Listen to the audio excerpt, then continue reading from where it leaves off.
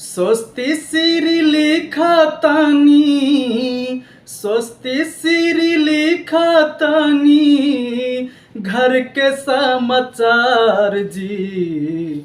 बड़का बबुआ नीक बाटे, नन्हका बीमार जी।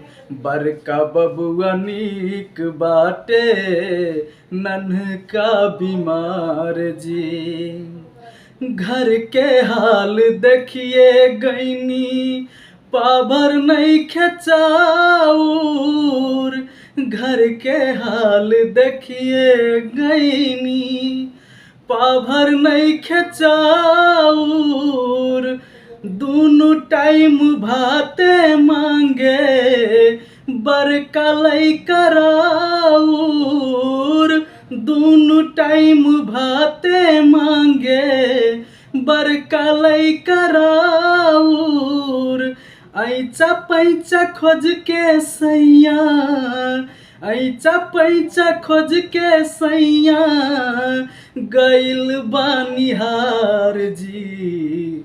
बड़का बबुआ नीक बाटे, नन्हका बीमार जी।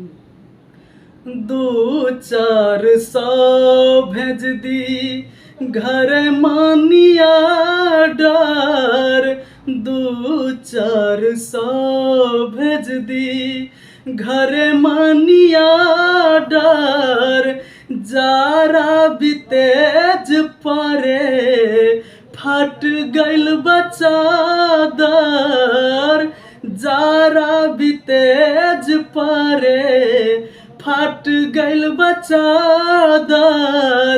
एगो के टोपी एगो, एगो के टोपी एगो, हो जाला उघार जी।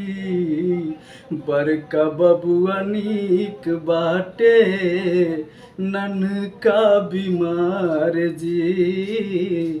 बड़का बबुआ नीक बाटे, नन्हका बीमार जी।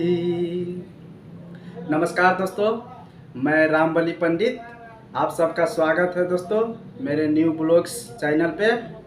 आप सब कैसे हैं दोस्तों? उम्मीद करता हूं कि आप सब अच्छे और स्वस्थ होंगे।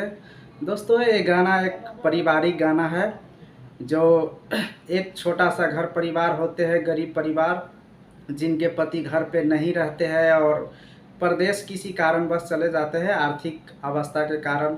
तो उसके घर में 2 बच्चे होते हैं और एक छोटा वाला बच्चे मतलब बीमार होता है। तो उसके पत्नी ने फ़ोन के मार्फत या चिट्ठी के मार्फत अपने पति से अपने घर के जो हालत है उस हालत को मतलब सुनाते हैं अपने पति को। और बहुत सुंदर गाना है और मुझे उम्मीद है कि आप सबको अच्छा लगेगा।